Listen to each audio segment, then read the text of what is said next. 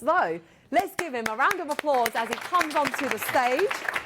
Colin, hello. Thank you for being here with me, mate. You've been at the back there listening to everybody. This is your spotlight. This is your time.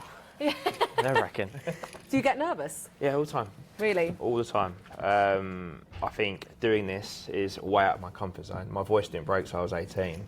So I was taught like this, and it really hampered me growing up. So for me to do this is like proving kind of like 12-year-old me that anything's possible. So is your mum proud? Yeah. Oh yeah, I'm definitely the favourite. She actually sleeps with a pillow of me, and I can't blame her. I've seen her featured in your content. Yes. Yeah. I think for her, because she's the complete opposite to me. She has zero ambition. She's so content. She's Italian, so that's all she wants is just her children. Like, she doesn't want anything else. She every time we go on holiday or even come up to Manchester, she'll take what I call a death photo. So in case we die, it's like the one they'll send into the Daily Mail. Like, it's that one every time we go away. So she doesn't want for anything, and it's I envy it to a degree, because I'm never satisfied. But she's happy with just a cup of tea and some digestives. That's all she wants. No, it's not even Saviardi or like, I don't know. Nah, budget's low. So, yeah. Love that. Not even an Italian biscuit. But I resonate with that a lot, because I watch my grandma. She came from like nothing, like farmers in Sicily, and they bought property. We talk about property like scale your portfolio and things like that. Italians buy property just to feed, just to provide for their kids, right? And my grandma's had the same kitchen for 55 years that she's been in the UK. Like, the kitchen she came with, like the kitchen she bought in that house is the kitchen she's dying with. Like, that in the cupboards, like, falling. I'm like, do you want to? No, my grandma will just have that kitchen, so I know what you mean. She's exactly, when we bought the house that I'm in now, it was pristine 1950s house. Nothing had changed since the 50s. And she basically cried when I started ripping down stuff. Like, she doesn't want for anything. So yeah. she's from Benevento, so it's not far out of Sicily, I don't think. Yeah. She was fostered, so I don't know anything about my Italian roots at all. So what should we know about you, who you are today? And give us a bit of an intro of who you are. I've got major daddy issues, for a start, yeah. So my old man left when I was really young, and just went off and just was a bit of a womanizer, I think, and just never really saw him. And I've always kind of looked up and kind of wanted like a father figure in my life. And at school, wasn't very academic at all. Horrible looking kid, buck teeth, pot belly. Like, you probably would have donated money to me, really. Like, that's kind of what I looked like. And didn't have any aspirations at all. Like, I was useless at school, really struggled. Got a job in a call centre. Went to sixth form. That's kind of just what everyone done. Just went to sixth form, and got a job in the call centre, and it was alright. Like, I was happy. I was earning £1,000 for every year that I was old. That's all I really wanted, really. And then my two mates went, Cole, we're going to go to Portsmouth University. It's got a good car park, and if anyone's been to Portsmouth, it has got a great car park in Gunwharf Quays. And that was that. Went to uni, done property development, design and marketing. Okay. Had absolutely no kind of, again, I didn't think anything was really going to come of it. I was just going to get pissed, really. And went to uni, had a great time, and left.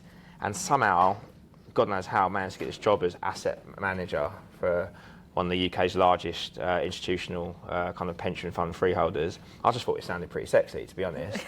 And I went to my interview. I was sunburned. I just got back from Kavos, and I had like cut on my nose from the sunburn. It was like 40-odd degree heat. And I got back on the Sunday. It was on the Monday, and everyone's been to Kavos, you're not in a great place. Walked in, this guy called Nick Gold, who's a billionaire, probably similar to the guy that owns Together, to be fair. And he just went up to me. He just sat down, eating some peanuts on the table. Bear in mind, this is for an asset management role at his company. And was like, "What's your address?" I just completely forgot where I lived. And it took me about a minute to work out where I lived.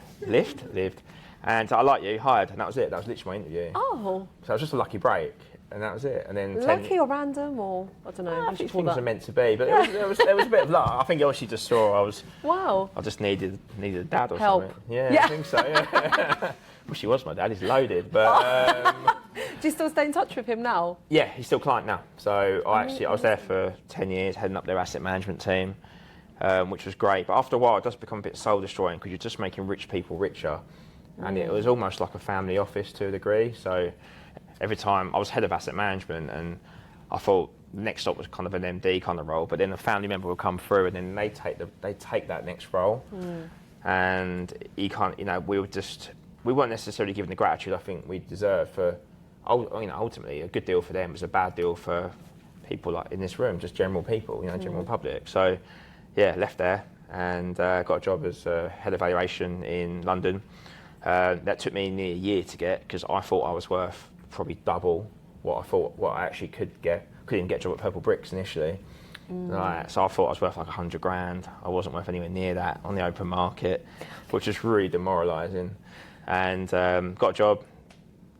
Loads of other stuff's happening in the meantime with my career, which I'll go on to. But got a job and realised I can get clients. So I was like, I'm going to start up on my own. And 25 staff later, 6 years down the line, we're here. So. And this is Horton's now that you're talking about. Horton's is my like investment arm.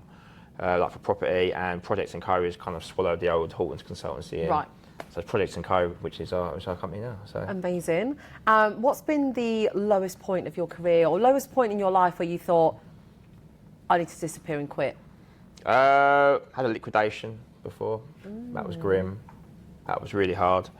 There's a lot more to, if you look on like stuff like that, there's a lot more to it. Luckily, it wasn't too public or anything, but it was just with people that I thought were going to be investors for the long haul, and they weren't. They just wanted loads of money out of me. And because I'm an empath and I'm not confrontational, I ended up getting taken for a bit of a ride on it, and that was hard. That was really tough. And then my world, which my background is leasehold enfranchisement, is what I technically specialise in. The government got very much involved with that, and I happened to be really good at that. I'd won loads of awards, and overnight they basically just changed it, and everything I was ever good at was just gone. And that's when we had to pivot and dive into some kind of new business streams, which worked out really well. I wouldn't be here otherwise. But it was hard. That was a tough part of my life, and I think there's been loads of hard parts, but it's just annoying. That's when I'm at my best. Is when things are really difficult. How did you put it all through then? Like when you say that was your lowest, what did you do to pull through that low point? Again, I think it comes back to that insecurity of stuff. Like because I grew up really insecure, and still am. Like to look at me, I scream insecurity. Tattoo, go to the gym, like sunbed, Botox, the full shebang. But I didn't want people to think that I was failing, so I just had to pull myself out and just crack on. And I think that's where LinkedIn started, that kind of smoke and mirrors game, and then which a lot of people do. And I think it's the easiest way to grow on LinkedIn is make people think you're a lot bigger than what you are. Is that what you were doing? 100%, yeah. And is that what you're still doing? No, to a degree. There'll be times where not as bad as it used to be. But I used, you'll put up like every day you're smashing it. Not every day you're not. No. And you probably notice my content's changed a bit now. I'm much more like, actually, it's actually really hard today, or we've lost this contract, or we messed that gig up, or we messed that job up, and because I think people buy into that now. I think. What's been your best performing post that you did, and you were like, oh my god, that worked? Well, me and Mrs. got engaged. Hey. And this is thanks. This is where LinkedIn, which I don't want anyone to lose any confidence on LinkedIn, and you'll know what I mean by this, is where there's engagement and likes, and we all crave likes generally, because likes is that little dopamine hit. Yes. And this engagement post we done got something like 650 likes, so it's loads, like a lot of likes on this post, but the actual engagement was like 2,000. So in terms of the views. The views, yeah. And I was like, that's insane. It's like 1 in 3 people liked it. But how on earth has that only got 2,000? And then I'd post a post about something very trivial, like I think it was something on a Sunday about don't worry about last week, like crack on next week. And it got like 70,000 views. And I was like, how the hell does that? It's really hard to correlate. So there is no LinkedIn is a bloody minefield trying to navigate. But I post every single day. I've posted every single day for the last 3 years. How do you know what to post? Like, how do you have that much to say? Yeah. So I work off pictures, work off pictures. And what do the pictures say? It could be anything. It could be a picture of my dog, it could be a picture of this. So I always take, one of my main tips is always just take pictures you said it earlier, so take pictures everywhere you go. even if it's something really little, it just gives you some content that you can post. And I wanted to be at the top of everyone's LinkedIn feed, no matter how annoying I was. Yes. I wanted to be at the top. And yeah, I was like, you think of evaluation, you think of surveyor, I think of Colin. He's a bit of a tit, but I like him because he keeps posting, and that's kind of what I wanted to do. And the pictures is a massive thing. Like, they're not selfies or anything like that. I'm lucky because I've done stuff in my life that gives me content, but consistency is key. And I'm trying to help my friends post, and they'll post one, and it gets like 2 likes, and they just give up. I was like, you just got to keep going. But I've been on it for like 8 years, so I've been on it for a long time. And what keeps you going? Why have you invested so much of your life and so much of your time on LinkedIn? Well, the whole business was built off LinkedIn. Like, the whole business was completely, like, there's no ifs or buts about it, the whole business. How do you know? Tell us, like, because my business was built on LinkedIn, but then what does that look like? So what does that look like for you? Well, I'm a professional services provider. I think if you're a professional services provider and you're not using LinkedIn, you're absolutely bonkers. People waste money on SEO and all that stuff. I was like, you're nuts. Like, LinkedIn's free. Like, I don't think it was you that said it earlier, or that people have. I'll take the credit. Everyone on LinkedIn, they generally have some form of disposable income, which means if you're in property, they're going to have some form of property interest, or they'll be moving home, or these are all things where surveyors are needed. And the amount of times I'll go to events, like, you're a guy from LinkedIn, or Mr. LinkedIn, all that crap, or all my new business clients come from LinkedIn. I'll just reach out, I'll do what you do with the commenting or the liking, or LinkedIn flirting, fundamentally is what you're doing. And the whole business. I'm not flirting with anyone. No, but professional I know what you mean. Professional flirting. Liking and commenting, and it is really tangible to see. You can really, like, there is literally, I would not be here. I'd probably still have a job. And what about those that ridicule you on LinkedIn? Have you ever had, like, someone being like, oh, what the hell are you posting about? Or what, like, you're all constantly on there, your face, you're so full of yourself. Do you ever get anything like that? Yeah, I mean, don't get wrong. Like, I bring it on myself in, some of the things we'll post sometimes. But it's never, I like to tread the line of humbleness. I'm aware I look like I look, and I have things that I have. So I'm quite self-deprecating. I appreciate that, like, no one really, as much as people like to watch success stories, they don't really like to watch success stories. I think people actively get off when people fail. I think people like that, especially like that toxic. Mainly men, I think. Like, the only people I've ever had really come up to me have been guys, and they've had negative comments to say for no real reason. They've never even met me, and they've come up to me and like, "Oh, your LinkedIn shit" or whatever. And I was like, what's the need of that? Like, what are you going to get out of this? Yeah, where are we going? That happened at the Polo. We went to Polo in the park down in London, and this guy, he's knee high to a grasshopper. Like, I don't know what he was thinking, and he came up to me and he was like, "You're LinkedIn shit, mate." And I've never met this guy in my entire life. And I'd had a few rosés at this point, and I'm not confrontational. I've never had a fight in my life. And he just kept going at it, going. And then eventually just went. And then he came up to me later on that night, and he was like, "I'm better looking than you." And I was like, "Mate, this is a really weird thing to say." I was like, like, you can have that. Yeah, you're a very handsome man. Like, you go. And it was just, it stuck with me though. Like, that really stuck with me, because I don't like upsetting people, and I've always tried to inspire people as much as I can. And because I've been that guy, I've looked up to people. I look up to people on LinkedIn. I was like, I see them, and I don't know. You do get some nasty comments, and I know that. I know I will, but there's nothing you can do about it. Just block me. It doesn't. Exactly. Just scroll past. Like, you don't even have to look. You don't even have to stop by and watch. Like, my favourite one is when you go on people that have viewed you and they've gone on LinkedIn search. Oh, yeah, that's a good one. I love that. Yeah. That means a lot. So that's another thing that you can see with Sales Navigator. If you've got the paid version, you can see the history of people that we send screenshots to each other. We're like, why is this person looking at me again? Or like, they've looked at you a few times and then all of a sudden I see them in my inbox that they're going to make an inquiry. I'm like, I saw that they were looking. Or I speed that up. So if I've seen that someone's been looking, I like message them and be like, "Hey, your name popped up." Just, that's my soft way of saying, like, "Hey, your name popped up. How you doing?" Be like, "Yeah, I've just been connecting with you because I think I might need yours." So you're speeding up the lead that way. What about your offline engagements? Because you've just said something that we've all just glossed over that we need to repeat. You just said, everywhere I go, I just take pictures. And then I said, how do you find content after 8 years? How are you still able to think of new content ideas? but you're missing one very key point. What are you doing offline?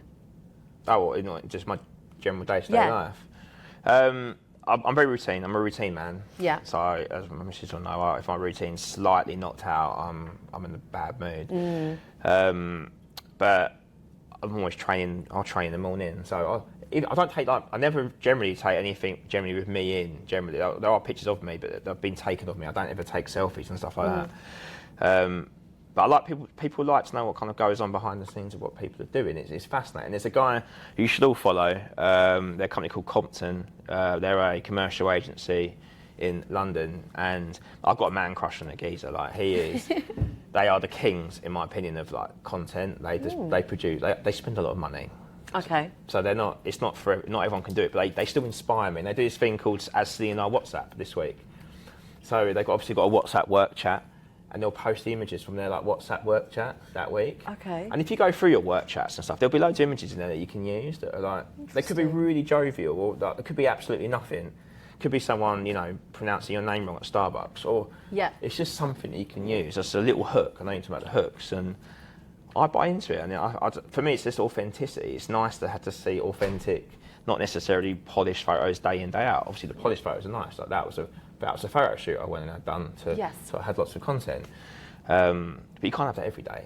No, exactly. You've got to have the raw, candid, genuine photos that aren't just constantly on, at a photo shoot. But I think the point I am getting from this that you're saying is you're active, you're putting yourself out there, you're going to networking events, you're speaking at events, you've taken some lenders out, you went to a Cube. Yeah. So if you've got nothing to post, if you're like, I don't know what to post, check your diary, check your schedule, what's in your diary, because if you're not doing anything, if there's not something about you, if you're not active, then what are you going to post? A lot of people are like, hey Ros, can you help me make interesting content? I'm like, what are you doing that's interesting? Yeah. Do you know what I mean? I'm like, I can't post interesting content if you're not doing anything interesting. What are you reading? Like, what are you doing with your life? Books are great. Books are a really good way of getting engagement. If you post a book that you're reading, or I recommend this book, or that gets people going, that's a really good engagement piece. But in my work now, I've come off the tools a fair, I'm back on it more than I'd like to, but even that gives me content. So I'll go to a property, take a picture of it, content, nice. But I'm meeting probably 40 people a month at the moment. Let's touch on that. We spoke about this on the call when we were getting ready for this. What's your networking or engagement, and how do you grow your network? Not just like, okay, LinkedIn. What else do you do to build those relationships? So back when I was doing my asset management role, I went to meet we were hiring Savills on a case for an expert witness matter. And I'd never met a posh person in my life. Like, I've heard the story loads of times, but I'd never met a posh person in my life. And these guys were both lovely, lovely, lovely blokes. But I mean, they were as posh as they come, like agriculturally posh. Yeah. And I just never met one. I was at the top of my game, went to meet them, and I couldn't talk. I felt so inferior. Like, I just felt like, fuck, what's wrong with me? Like, I just couldn't talk. And then I was like, I don't want anyone to ever feel like that ever again. Like, I'm an older brother, so I didn't want anyone else to feel like that. So I set up this thing called Young Leasehold Professionals, which was a networking group. I had no money. I managed to get my bosses to sponsor me $2,000 to put behind the bar, and that's what all it cost. So if you are thinking about events, it's really cheap to do generally because people will just sponsor it. Didn't put any of my money in. We had about 30 people come, and it was nice. And then I kept doing it, and then by the end of it, we had like 200 people coming to these events. It was pretty raucous, like, and everyone knew who I was, and it was absolute kind of. I thought I went into the song then. It was it was just absolute game changing for me. And it really kind of opened my eyes to the power of networking. And obviously now I do the pro party stuff, which we'll touch on in a sec. But for me, networking, I had to see as many people as I can. A phone call's okay, but people remember the people they see in person. And I don't ever talk about work. All I do is just close off at the end. It's like, so I just drop you an email with all our stuff and just close it off at the end. If they want to talk about work, let them talk. I learned 3 jokes off by heart. What, like the same 3 ones every time? 3 anecdotes, yeah. Can we hear them? Yeah, go on then. Do you actually want to hear one of them? Yeah, just one. Just give us one. Okay. What one? Quite long jokes. They are quite. They are quite long. All right, so here's a homework then. We have to follow up with you. If we want one of his jokes, you have to get into a one-to-one with fine. Colin. How about that? Yeah, fine. Yeah, we'll book a one-to-one with Colin. Fine. I really want to touch on, before we run out of any time, I really want to know more about this Channel 4 experience that you've had. I mean, I've just been speaking to a TV channel lately that's been, well, that's another story, but the last thing I want to be is famous, right? And this TV channel wants to have a chat, and I gave them this concept. I was like, how do I know you're not going to change me? How do I know you're not going to change my idea and change me? I was like, I don't want to be on TV for TV's sake, just to be famous. If I want my message, I've got my own channel. I'm on LinkedIn already. I'm on YouTube already. I've already got my own TV. I don't want you. So what made you go on Channel 4? What was that experience like? What did you get out of it? Just tell us a bit about that. Yeah, so I was approached from LinkedIn, because at the time I was posting a lot on LinkedIn, and obviously fit the bill. It was billed to me as this amazing property apprentice with the creme de la creme of the UK property market, like competing to be the best agent in the country. I wasn't an estate agent. But I was like, me being me, I was like, oh, content, this would be good. And a great life experience, and marketing and branding and opportunity. No, Matt, we're still going to be rolling. Yeah. Sorry, mate. Is everyone okay to carry on for a second? I'll keep it brief. Going. And anyway, 6 rounds of interviews and stuff, going through different calls and stuff. And I'd literally just landed in Vegas, a perfect place to find out you're going to be on telly. And I got wheeled home in a wheelchair that night, put it that way. I had a fair bit of grey goose that night. And then I got back, and the film started in June, and I had no idea what to expect. Never done television before. And it was 12-hour days for 12 weeks. It's a competition format, billed as this prime time thing. And I didn't really know the guy. The guy was called Paul Kemsley from Real Housewives of Beverly Hills. I had no idea who he was at the time. I'd also been looking at selling my company at this same time, and I didn't realise that they were one of the companies that were interested in buying it prior to me even applying for the show. So I had a bit of a shoe-in to the final, and it was a great experience, but every insecurity you've ever had is kind of quickly, you see all your weird mannerisms that you have, and you're like, oh, fuck. But I was like, do you know what, I'm going to be really nice to the crew, because you sign your life away fundamentally. So if you're nice to the crew in production, they will edit you well. And oh my gosh. Okay. And it was incredible. Like I met some amazing people. I went around Boy George's house, went to Nick Candy's house. I went to some property. I met some. What's the program? It's still on 4OD. It's called Selling Super Houses. 6 hours of me on there. Yeah. So. Anyway, we had to wait for a year for it to come out, and I had my own business, so my life was kind of going on anyway. And a lot of the other guys, though, they weren't the creme de la creme of property. They were just good television, just good. And they put everything into this becoming a massive success. And you do have there's a little part of you that thinks I'm going to be absolutely loaded and rich, and it's going to completely change my life. Or there's another part of you that think they're going to dig up every possible Facebook post I've ever posted, and that's it, I'm going to jail, So. Luckily that they made us clear everything before we went on the show, but it came out in August, and I had all my friends around and stuff, and it was on 9 o'clock on Tuesday, so it was prime time, and the viewership just wasn't great. There's about 1 million people watched the first episode, and I was waiting to walk down the street and everyone know who I was, not one person, not one person.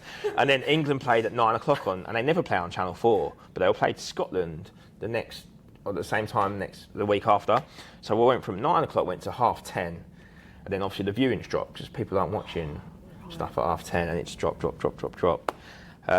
But it was an incredible experience. I met so many cool people. I had about 11 people come up to me asking if I was on the show. 11, you counted, that's it. Just 11 people. I literally had someone about a year ago. We just moved house, and I bought a sofa from one of those outlet places. And it was one of those ones, but there wasn't 2 delivery men, there was only one. So I had to help him bring it in, kind of thing. And he was looking at me really funny, and I was like, why is he looking at me weird? You're like, I know. Who's this bloke? Yeah. It was me. And then he went, you should have won, mate. And my face just dropped, I could have cried. You're like, do you want me to sign anything, like an autograph? I didn't ask for a picture or anything, but it was a great experience, and I took the opportunity, and it opened so many doors for me, and it has been an incredible experience. And lucky enough to spend Homes on the Hammer last week as well, which was cool. Oh, amazing! Yeah, Well done. If anything, that's probably the highlight.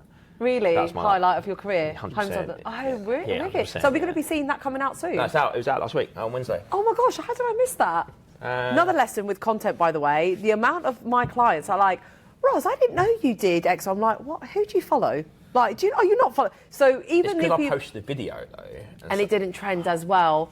Oh, that's annoying. No, we basically bought something at auction, and me being me, I was like, is there any chance we can do... Because it was a virtual auction, so we weren't even in the room.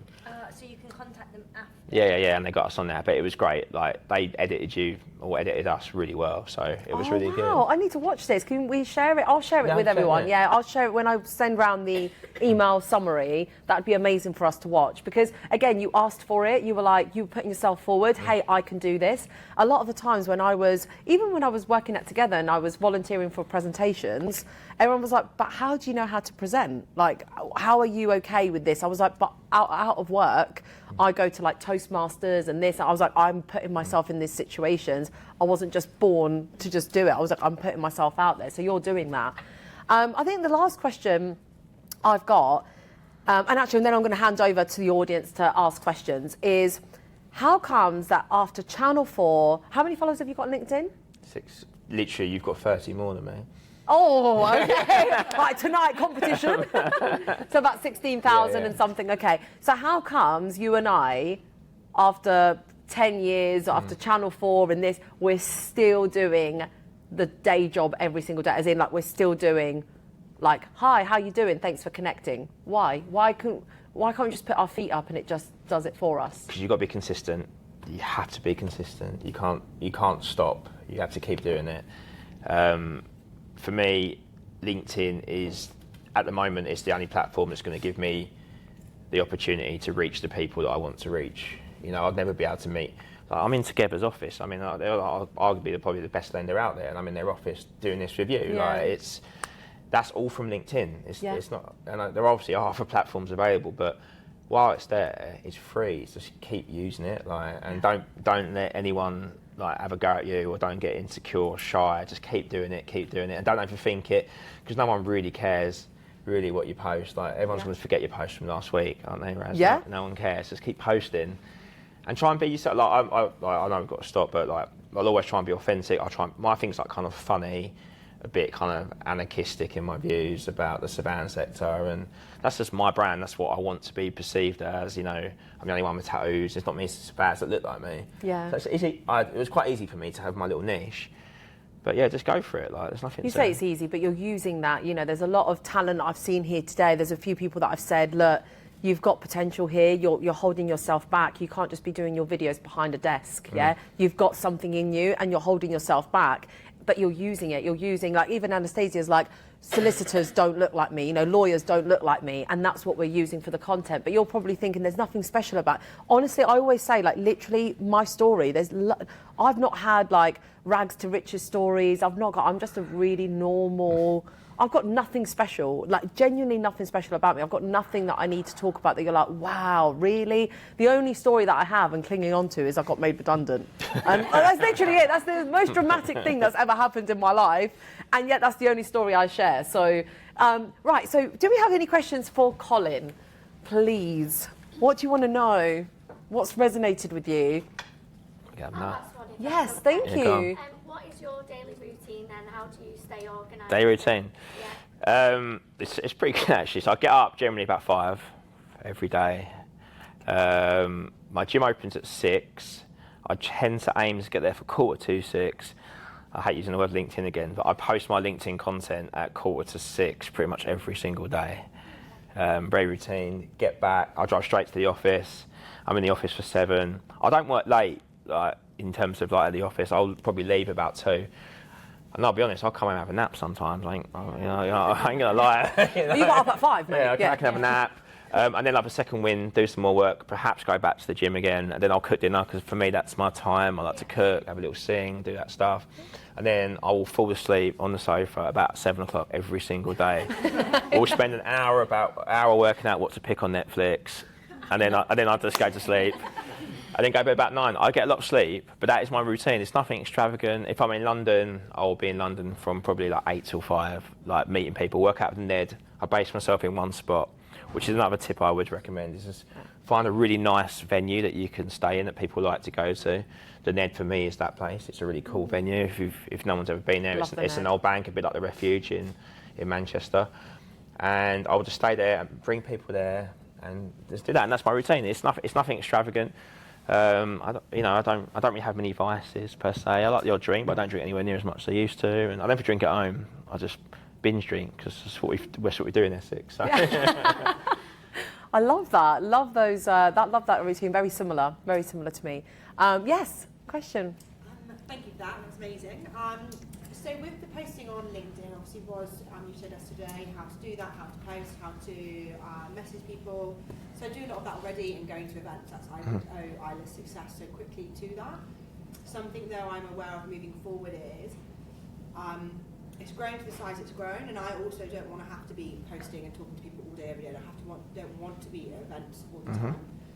One of my fears is when I step back with the business start plummeting, and I'm trying to carefully balance that. Have you thought of that? Have you got any plans for that? Any advice you can give? Great question, because I'm in very much a very similar spot at the moment. I could bring Raz into it, but she's seen me. Like I've struggled to switch off, and that's why I'm so tired. I'm knackered, and if you think about touch points with people each day, I'm probably in the 200 to 300 people each day I'm talking to in different forms, and whether that's WhatsApp, email, LinkedIn. It's fucking knackering.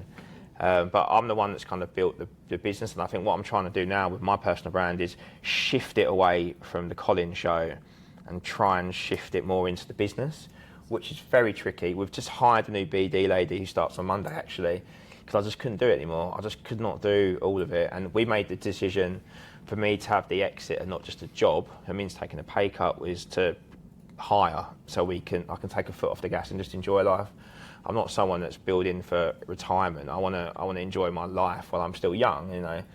So that's kind of where I am, and just don't burn out, because the BD stuff, I think everyone thinks it's a jolly up and it's fun, it's eating nice food and getting, having a few drinks, whatever.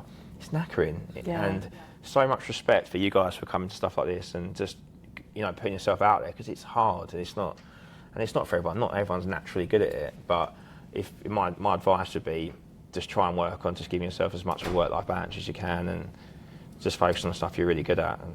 But processes and tech will make your life easier. Good CRM systems, stuff like Zapier and stuff like that, just make your life really easy. So yeah. Thank you. Nice. Love that question. Yes.